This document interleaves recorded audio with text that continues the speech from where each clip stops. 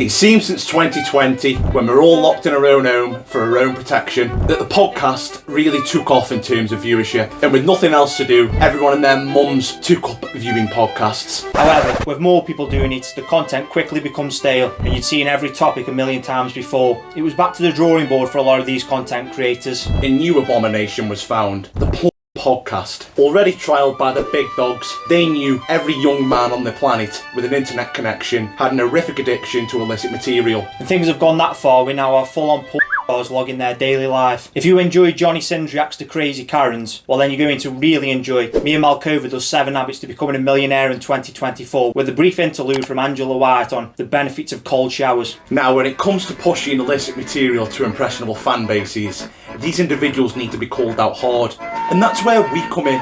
Incel Dick and Dom, or as I like to call us, Apple and Peach. Now for us recurring viewers, you know that we've already covered this topic, and how the problems of porn in these podcasts run much deeper than YouTube. However, when researching this topic ourselves, we didn't realise how much illicit content there was on YouTube. This is why we're doing a part 2 to the podcast Iceberg. And if you enjoy this sort of stuff, or you've come from the previous Iceberg video, then don't forget, give us a cheeky like and a sub, man. We're a young channel. And, alternatively, if you're a seething Redditor, leave us an abusive comment. Incel Dick and Dom's made it to this video. Maybe you can make it to the next one. Now, the worst offender we found, with the most clout, besides Adam22, was a man named Steiny. First things first, his entire YouTube channel is a little pun of a one-night stand. I don't know about you, Sam, but I found that really funny. There's no surprise he's a pusher of this sort of content when he got his fame off of being extra to the Out Boys, who themselves became popular by being frat boys on camera and living that degen lifestyle, which is funded through meticulously planned and well-orchestrated merch drops. Your lady comes home, you've made her a nice little dinner and that, you're romantic, you want to treat her, and she comes home, she's wearing an Out Boys hoodie, the full send merch. What? I'd say, where's mine, you stupid bitch? I mean, straight off the bat, he's had Lane of the plug on. Yeah, we're big fans over here, so we get it right. The second the show starts, Steiny gets all coy and giddy.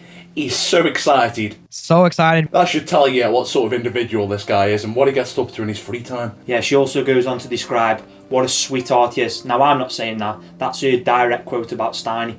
That's funny that is, because off camera you were saying what a sweetheart he was. I was saying that, yeah. Sorry guys, I call him out there. I mean, you only have to watch the first 30 seconds of this video to realise where this content's going. It's just going to be him completely fawning over, asking on every detail of her sex life. Do you really want to know that? Probably not. Following this podcast, by the way, it was my favourite podcast I've ever watched. I've got it downloaded. This sussy chungus went over to the No Jumper podcast and said how he was quitting porn. Now, if he's quitting porn, that should show you he's got a problem with it. And obviously he's admitted he's a big fan. Yeah, we're big fans over here. And what a good way to start quitting porn. By chilling with 2 porn stars. Yeah, on this podcast he quite literally says that he wanted her scene with Jason Love to be the last video that he watched. I don't watch porn anymore. Last thing I watched was her clip, her tape. In the meantime, he's also there, as he does, sitting in the corner of the couch like a little cute wallflower. And then during the podcast, you've got Adam22 saying, "Oh, you've not got a crush on my wife, have you?" They're both laughing it off. He's saying, "Yeah, maybe, she's kind of cute." And she's there saying again, what a sweetheart he is. I mean, yeah, it's all kind of cringe. I can fix it. What a great way to start off your redemption arc with an appearance on the No Jumper podcast. Mate, I can see what you're doing. You can't.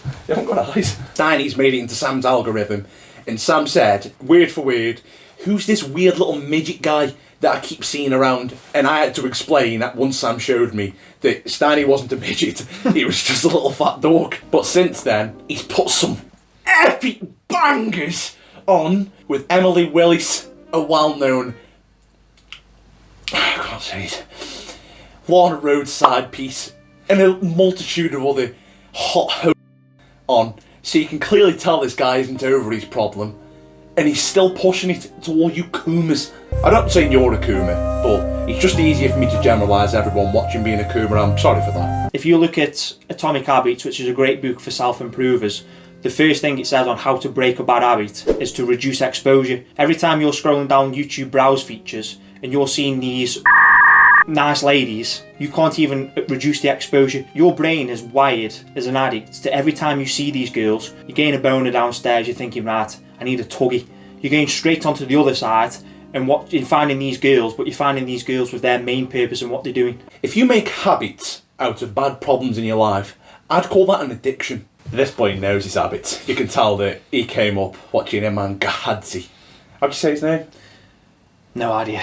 It sounds like the noise my all makes when I make a big fart. We could probably stand here and make a 20-minute video based on all the tramps he's had on. On that note, if you're bored of all the other nasty people he's had on, try a midget store. Now that's a twist I wasn't expecting, but have a look at this. Like, are you dating right now?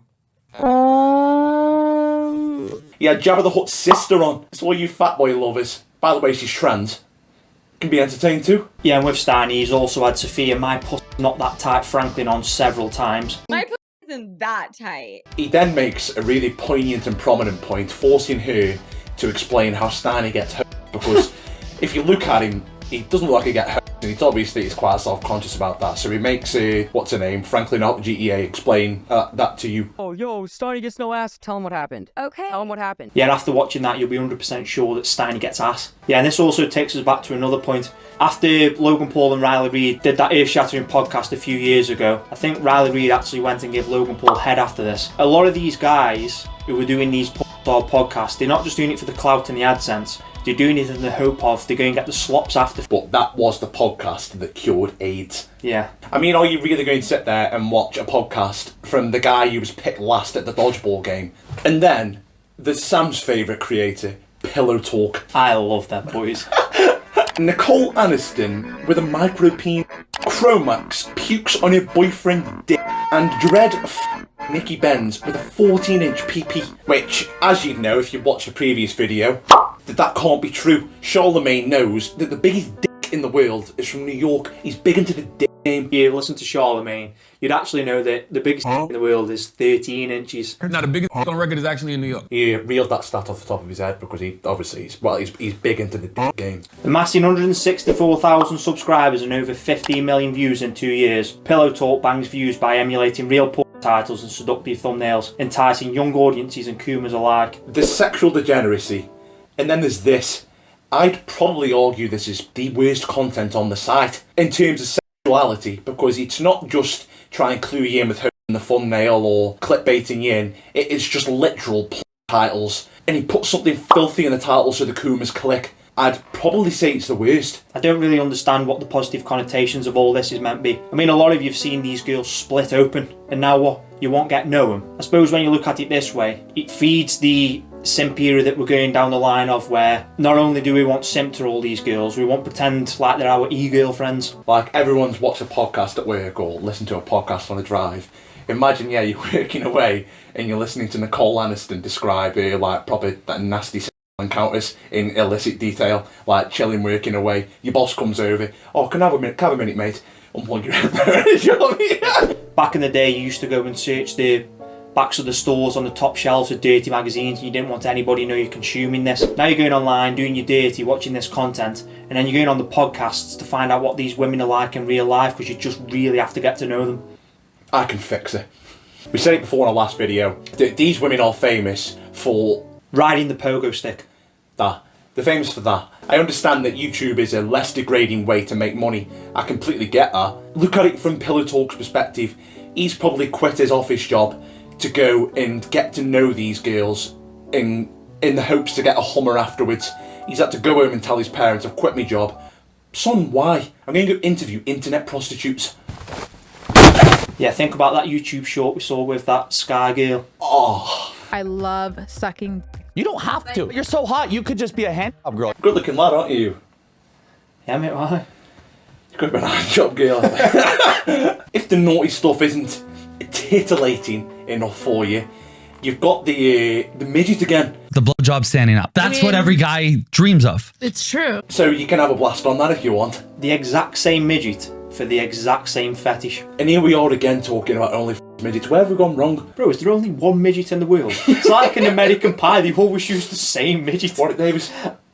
Oh, there's 4 of them. I think so, yeah. Then there's a lovely lady named Holly Randall. Now, Holly has 272,000 subscribers. She's an LA-based corn star. She's a producer of this, as well as a podcast owner that is now generously bringing her talents to YouTube. And to all you Kumas and Redditors in the comments typing away, getting vexed that we hate women, we've got one here for you. We've got one here for you, so Equality Street, am I right? It is equality. It is equality. We've got another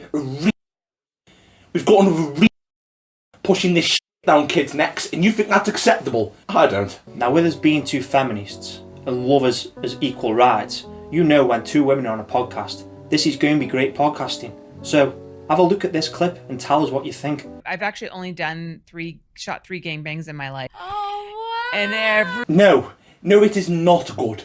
I know this is just a follow-up of the first video, but the reason we've done this is, like we said, we didn't realise how far the rabbit hole of this kind of content went. And also, it wasn't just that. We got feedback in the comments that said points like, yeah, this content is primarily pushed towards children, and that's something that I completely forgot. Think about over the last 18 months and the clamour from 10 to 16-year-olds all queuing up to buy Prime. Why are they buying Prime? Well, they're buying Prime because they love Logan Paul and everything that he does. And then you've got people like Logan Paul who are going on and having these people on knowing full well their audience are impressionable kids. And what do impressionable kids do? Oh, that Riley Reid was nice, she had interesting things to say. They go and search her on Google. The parents haven't got any guidance on Google. And then guess what?